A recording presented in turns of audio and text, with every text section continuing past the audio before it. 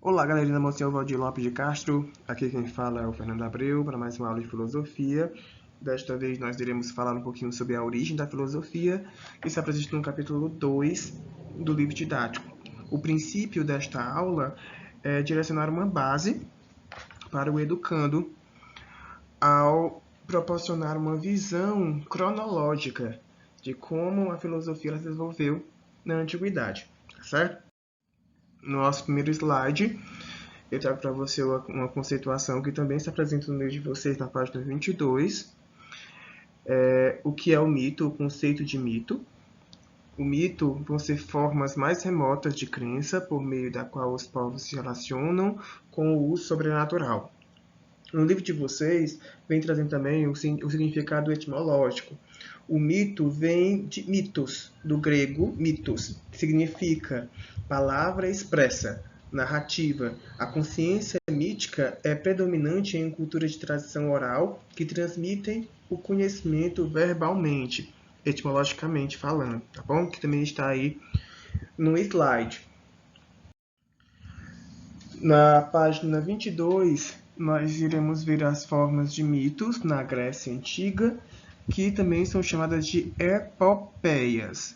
As epopeias são poemas épicos, que em um gênero literário constituído de longos versos narram histórias de um povo, de uma nação, envolvendo aventuras, guerras, viagens, gestos heróicos, etc. As epopeias muitas vezes proporcionam uma forma educativa aos mais jovens e também, né, gera o conceito de virtude utilizado pelos gregos. A virtude é direcionada a um homem, um guerreiro belo e bom, que se manifesta pela coragem, pela força, sobretudo no campo de batalha. É aquele que participa da política. Então as epopeias elas vão normalmente proporcionar essa exaltação deste homem heróico, desta pessoa heróica, que vai servir até mesmo como exemplo para os mais jovens, certo? Esses poemas expressos é a mais antiga das manifestações literárias. Nela, há a presença de um narrador que conta a história passada de terceiros. Os verbos e pronomes quase sempre estão em terceira pessoa, certo, gente? Além disso, os textos épicos pressupõem a presença de um ouvinte ou de uma plateia que estaria escutando o narrador, no qual eterniza lendas e tradições ancestrais que foram preservadas através dos tempos pela tradição oral. Os principais autores de epopeias vai ser Homero e Hesíodo, no qual vai proporcionar aí, né, algumas histórias que até hoje são usadas. Por exemplo, Homero vai ser o autor de duas grandes obras literárias chamadas Ilíada e Odisseia. A obra Ilíada trata do último ano da Guerra de Troia.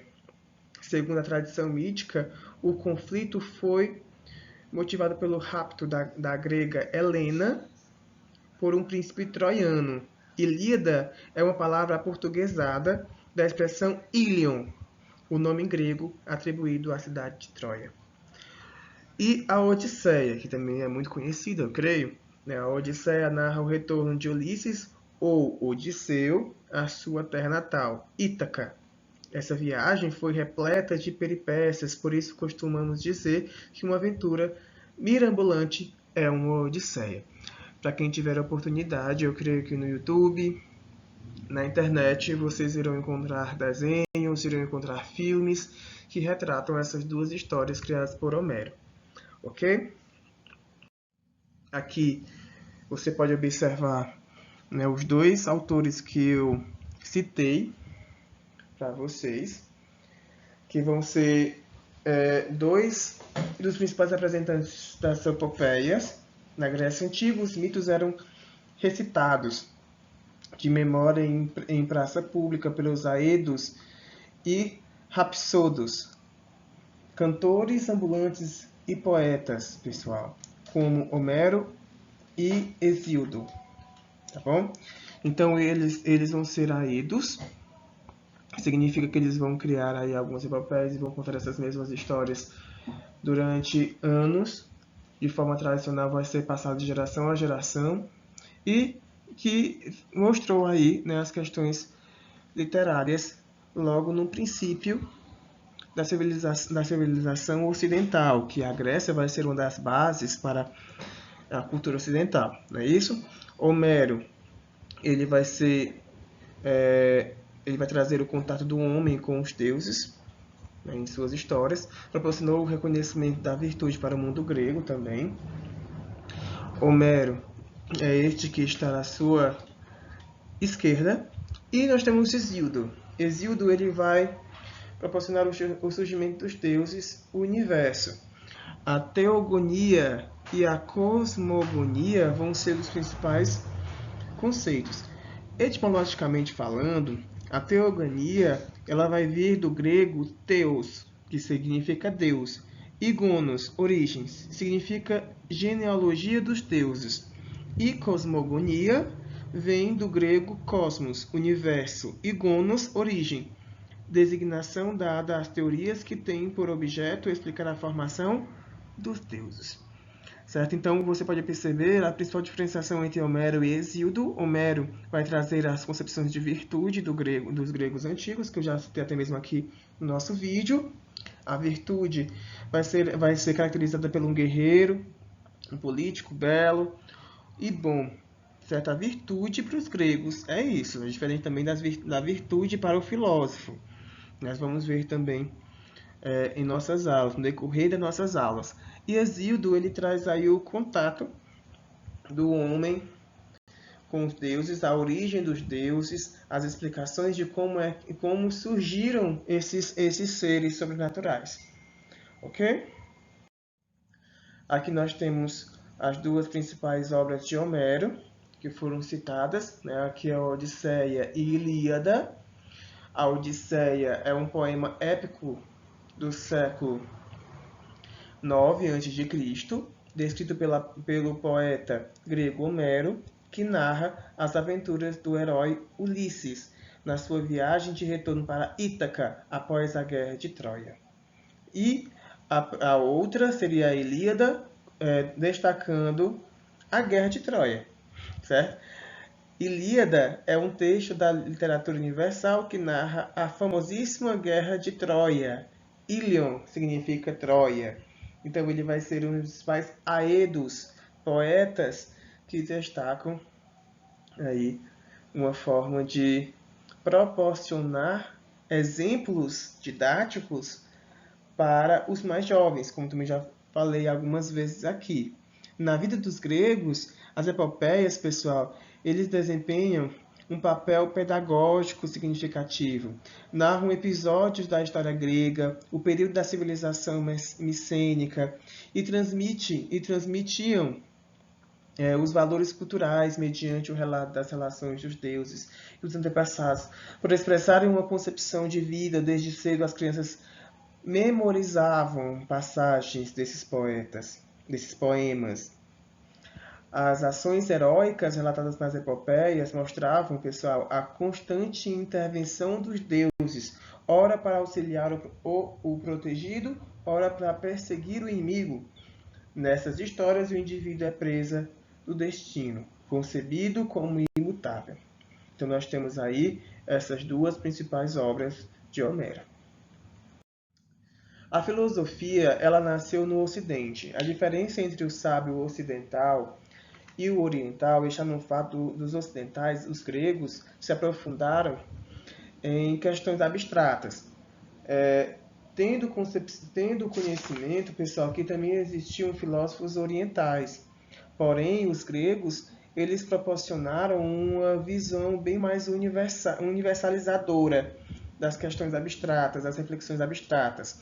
Características e contextos históricos que proporcionaram o aprofundamento da reflexão filosófica na Grécia Antiga estão no livro de vocês, na página 25 e até a página 27, que vão ser estas, né? A redescoberta da escrita. Os gregos eles retornam aí a utilizar a escrita como uma forma de proporcionar uma forma fixa da palavra falada, da palavra narrada. Porém, além de quem a proferiu, o que exige maior rigor e clareza, e estimula o pensamento crítico. Deste modo, a escrita traz a possibilidade de maior abstração, reflexão aprimorada. O próximo ponto seria a moeda. A moeda, ela vai proporcionar uma questão também muito abstrata, além de efeitos políticos de democratização de um valor, a moeda sobrepunha aos símbolos sagrados o caráter racional de sua concepção. A moeda é uma convenção humana, noção abstrata de valor que estabelece a medida comum entre valores diferentes. Nós temos o próximo ponto, que é a lei escrita, né, com a predominância da democracia na Grécia. As leis elas foram fundamentais para fundamentar o desenvolvimento da convivência entre os seres humanos. O cidadão da polis também veio a surgir neste mesmo impasse. Quem seriam os cidadãos? Seriam aquelas pessoas que podiam participar das questões políticas. E aí vem essas duas palavrinhas que também se encontram aí no slide de vocês. Assim ficava garantido o princípio da isonomia, que seria a igualdade perante a lei, que também foi proporcionada lá pelas leis escritas, e a igualdade do direito à palavra nas assembleias, no caso, a isegoria. Nós temos a isonomia, que é a igualdade perante a lei, e nós temos a isegoria, que é a igualdade do direito à palavra na assembleia. A assembleia, em grego, se diz ágora, é o local de reunião para decidir assuntos do interesse de todos os cidadãos. Designa também a praça principal da polis, onde se instalava o mercado. E por último, nós temos a consolidação da democracia, que também já foi citada aqui no slide. A forma de democracia desenvolvida na Grécia Antiga foi a democracia direta, no qual apenas algumas pessoas tinham este privilégio, que eram homens maiores de idade, filhos de pais atenienses, mãe e pai ateniense. Certo? Então nós temos aqui o apogeu da democracia ateniense, aconteceu no século V a.C., quando Péricles governava. Os cidadãos livres, fossem ricos ou pobres, tinham acesso à assembleia. Tratava-se de uma democracia direta, em que não eram escolhidos representantes, e cada cidadão participava diretamente das decisões de interesse comum. A democracia ela vai ser direta, porque não vai haver nenhuma forma de representação política. Todas as pessoas que tinham aí sua virtude, seu direito de participar, praticava a isegoria, certo? Todas as pessoas eram julgadas pela mesma lei, tinham a isonomia, e nem todas as pessoas tinham a isegoria, no qual apenas algumas pessoas mais privilegiadas que possuíam a virtude. É bom lembrar, que a maior parte da população se achava excluída do processo político. Grupos como os de escravos, mulheres, estrangeiros, no caso os metecos, também chamados pelos gregos, mesmo que esses últimos fossem prósperos, comerciantes não eram considerados cidadãos. O cidadão era apenas aquele homem que estava dentro dos regimes oligárquicos presentes em Atenas. Atenas vai ser um dos grandes polos da democracia direta. Apesar disso, o que vale enfatizar é a mutação do ideal político e uma concepção inovadora de poder, a democracia. Certo?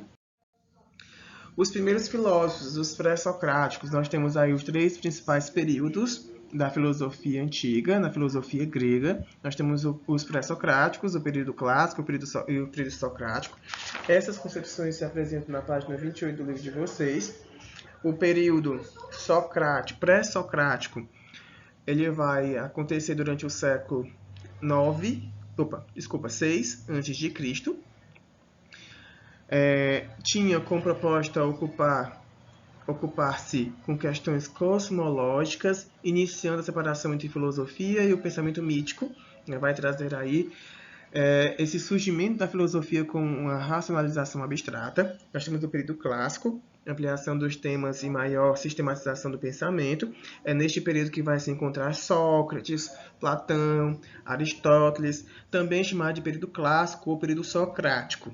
Século V ao século século V e século IV a.C. E nós temos o período pós-socrático, do século III a.C. ao século III d.C. Preponderou o interesse pela física e pela ética, também chamado de período helenístico. Estes vão ser aí os períodos relacionados à filosofia. Os períodos da filosofia grega vai ter o período pré-socrático, como já foi citado. Os primeiros filósofos ocupavam-se de questões cosmológicas, iniciando a separação entre filosofia e pensamento mítico. O período clássico vai ser a ampliação dos temas e maior sistematização do pensamento. A época dos sofistas, de Sócrates, Platão e Aristóteles, como já foi citado. E os pós-socráticos, durante o período helênico, também chamado, preponderou o interesse pela física e pela ética, surgiram as correntes filosóficas do estoicismo, do hedonismo e do ceticismo e de várias outras escolas que relacionavam aí a filosofia como algo que deveria ser alcançado por todos, independente da sua origem, tá bom? Então, eu estou repetindo para que você possa realmente fixar o conteúdo. E isso aqui é a base para o conhecimento filosófico. Nós iremos citar várias e várias vezes esses períodos durante nossas aulas aqui no primeiro ano do ensino médio e também no segundo ano, no terceiro ano. Você deve ter este conhecimento. O período pré-socrático, o período clássico e o período pós-socrático.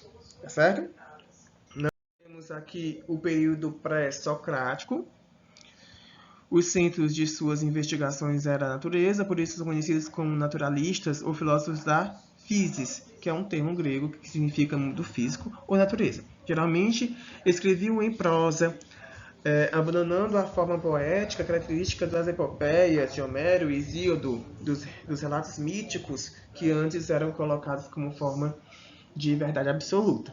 Buscavam respostas, explicar a ordem cósmica por meio de reflexão, tinham como meio a cosmologia, o surgimento, o estudo do cosmo, o estudo da origem do cosmo. Buscavam o princípio de todas as coisas, um princípio original e racional, que também eles chamavam de Aké. Essas informações elas se encontram na página 28 do livro de vocês, no texto 5, Primeiros Filósofos, os pré-socráticos, o princípio de todas as coisas. Ok? Nós temos aqui os mais antigos filósofos que viviam na Jônia e posteriormente na Magna Grécia, costumava-se classificá-los como monistas e pluralistas. Esses seriam os pré-socráticos, os monistas e os pluralistas, conforme o número de elementos constitutivos definidos por eles, um ou vários. Os monistas, como o próprio nome já diz, seriam autores que acreditavam que o Aké, a origem e a razão cosmológica era apenas proporcionada por um único elemento. Os pluralistas, como o próprio nome também já diz, vão ser autores que acreditam que vários elementos proporcionarão aí a explicação das coisas que rodeiam o homem, o Aké, no grego, tá certo? Nós temos aqui uma palavra que vai ser bastante utilizada durante os nossos encontros de filosofia. É interessante que você tenha conhecimento, porque uma grande parte dos filósofos que nós iremos citar, eles vão ser doxógrafos, vão estar citando características de outros filósofos. Muitas obras dos grandes filósofos gregos, pessoal, não chegaram até nós. Nosso conhecimento limitado depende do trabalho de autores menores, trabalhos esses recolhidos em comentários ou biografias, ou fragmentos de paráfrase dessas obras perdidas. Filósofos como Platão e Aristóteles também atuam como doxógrafos de Sócrates. Platão era seguidor de Sócrates, por isso mesmo que ele era um doxógrafo, porque ele citava, ele parafraseava as ações de Sócrates. Nós temos conhecimentos relacionados a este autor, Sócrates, por conta de Platão. Em sua obra A República, ele faz várias citações relacionadas a Sócrates. Certo? Não somente Platão, mas também nós temos vários outros seguidores que proporcionam uma visão da racionalização, da sistematização que este autor fez durante o período clássico da filosofia. Seus comentários sobre as ideias de seus predecessores indiretamente nos dizem quais são suas crenças e reflexões. Os doxógrafos, eles vão ser autores que vão dar suas opiniões sobre as ações de autores antecessores. No livro de vocês, vem trazendo o significado etimológico, que vem do grego doxa, que significa opinião, e grafei, que significa escrever. É a compilação de doutrinas, princípios e ideias de pensadores. Pode-se conhecer um filósofo não só por suas obras, mas também pelo testemunho de pensadores do seu tempo ou posteriores, certo? Doxógrafos. Não se esqueça também, pessoal. Doxógrafos. Doxógrafo seria um autor que proporciona uma citação sobre a ação de um outro antecessor. Tá bom? Nós temos aqui a classificação dos pré-socráticos, como também já disse anteriormente. Nós temos os monistas, no qual o universo é formado por um único elemento. Nós temos Tales de Mileto, aqui com um autor que vai trazer uma visão de que a água, né, vai ser um dos principais elementos que trazem essa explicação. Nós temos os pluralistas, por Empedocles. O universo ele é formado por inúmeros elementos que vão proporcionar uma visão do que é o Aké. Nós temos na página 28 alguns outros autores que vão ser exemplos de monistas e pluralistas. Vejamos. Os monistas identificam apenas por um único elemento constituído de todas as coisas. Por exemplo, para Tales de Mileto, o Aké é a água, como já tinha citado antes. Além dele, destacam-se Anaximandro, Anaximenes, que viveram em Mileto, e Heráclito, que se estabeleceu em Éfeso. Ambos as cidades pertencentes à Jônia. Encontra-se ainda nessa tendência Pitágoras, que nasceu na Jônia, mas mudou-se para a Magna Grécia. E Parmênides, também estabelecido na Magna Grécia. Entre os pluralistas, nós temos Anaxágoras e os atomistas, Leucipo e Demócrito, por exemplo. Para Empédocles, que é este autor que está sendo demonstrado no slide, nascido em Agrigento, cidade da Magna Grécia, na atual Sicília, tudo que existe deriva de 4 elementos. No caso seria a terra, a água, o ar e o fogo. Tá bom? O Aké, a origem, vem de determinados elementos naturais. Ok, gente? Gente, entre os pré-socráticos citados anteriormente, muitos deles foram fundamentais para a história da filosofia, certo? E ainda despertam o interesse de estudiosos e leigos, como Pitágoras e Demócrito. No entanto, optamos por destacar Heráclito e Parmênides no livro, pela influência que exerceram no pensamento posterior, que seria o pensamento sistemático do período clássico, o período socrático. Essa importância decorre da maneira rigorosa como que levantaram e discutiram algumas questões como o movimento e a mobilidade, ou a unidade e a multiplicidade do ser, também chamado de ontologia. Vai ser um dos princípios, um dos grandes princípios da filosofia socrática. Certo? Sócrates ele vai sistematizar o estudo do ser, a fundamentação do ser. Heráclito ele vai trazer aí um pensamento de que tudo se transforma. Heráclito nasceu em Éfeso, na Jônia, e procurou compreender a multiplicidade do real.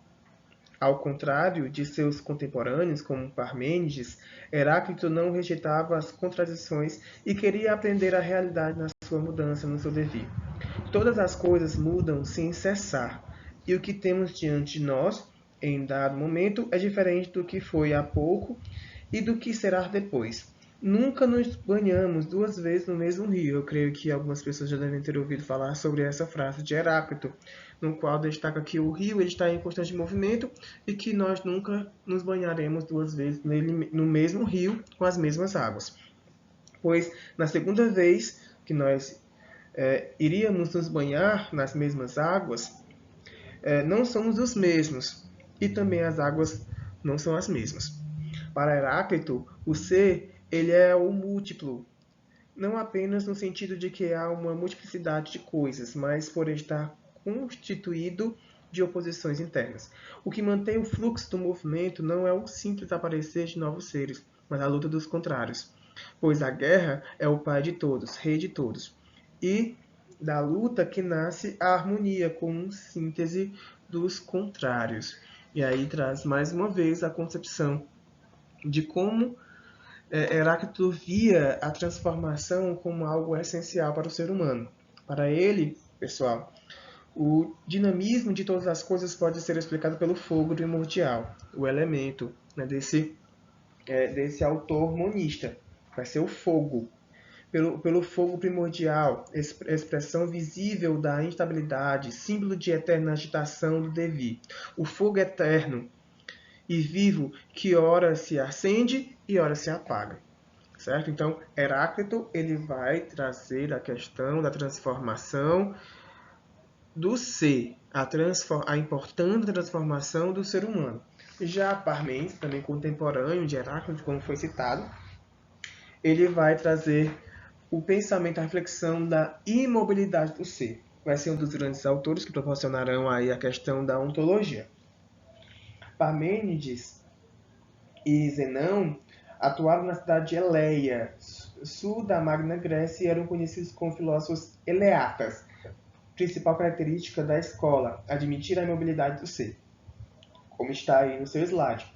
Alguns estudiosos atribuíram a Xenófanes a função da escola eleática. Nascido na Jônia, Xenófanes viveu exilado na Magna Grécia como um sábio errante, um aedo que recitava suas obras em vários lugares como forma de epopeias. Era conhecido pelas críticas à religião pública de Homero e Hesíodo, também citado aqui nesse slide, e as convenções, o que a caracterizava também como um cético. Parmênides influenciou de modo decisivo o pensamento ocidental. Sua importância decorre da guinada em busca do princípio de todas as coisas. Para ele, as coisas são entes. Então, Parmênides criticou a filosofia heraclitiana. Você vai criticar a filosofia de Heráclito. Ao tudo flui, segundo este autor. De Heráclito, contrapôs a imobilidade do ser. É absurdo e pensável afirmar que uma coisa pode ser e não ser ao mesmo tempo. A contradição opõe o princípio segundo o qual o ser é e o não ser não é. O ser, para Parmênides, é único, imutável, infinito e imóvel. Não há como negar, entretanto, a existência do movimento do mundo, pois as coisas nascem e morrem, mudam de lugar e se expõem em infinita multiplicidade. Esse vai ser um dos princípios de Parmênides de Eleia, no qual ele destaca que o mundo ele pode sim haver aí a transformação, porém o ser, a essência do ser, ela é imutável. Certo, gente? Para Parmênides, porém, o movimento existe apenas no mundo sensível, e a percepção pelos sentidos é ilusória, porque se baseia na opinião, e por isso mesmo não é confiável. Já as concepções do mundo inteligível, ele destaca como imóvel. Só o mundo inteligível é verdadeiro. O mundo sensível vai ser algo que traz a opinião, a doxa, por isso mesmo que é inconstante. Uma das consequências da teoria de Parmênides é a identidade entre o ser e o pensar. Ao pensarmos, pensamos algo que é, e não conseguimos pensar algo que não é. Desse modo, os eleatas, que vai ser aí o grupo que Parmênides pertence, abriram um caminho para a ontologia. O que vai ser a ontologia? O estudo do ser, a da filosofia que será objeto dos filósofos no período clássico, como Sócrates, Platão e Aristóteles. E eu creio que esse vai ser um bom caminho que nós iremos seguir. Nos nossos próximos encontros nós iremos falar um pouquinho mais sobre esses períodos. Eu gostaria de agradecer a atenção. Este é um resumo do capítulo 2. O vídeo está um pouco longo, porém eu decidi fazer logo inteiro, e fazer por partes, para que na próxima vez eu também faça, né, observações relacionadas a outros capítulos. Trago para vocês aí uma frase de Epicuro, né, que é um autor do período helenístico, que vai ser um dos fundadores do epicurismo, escola helenística, que diz: não devemos fingir fazer filosofia, e sim realmente fazê-la, pois precisamos não da aparência de saúde, mas da saúde verdadeira. É uma frase muito forte, né, que destaca até mesmo um dos estudos que nós já fizemos aqui, na nosso encontro de filosofia, com Immanuel Kant, né, que as referências elas vão existir, porém a filosofia ela vai ser muito particular. O ato de filosofar, ok? Então, se você gostou do vídeo, visualize, deixe o seu like e até a próxima.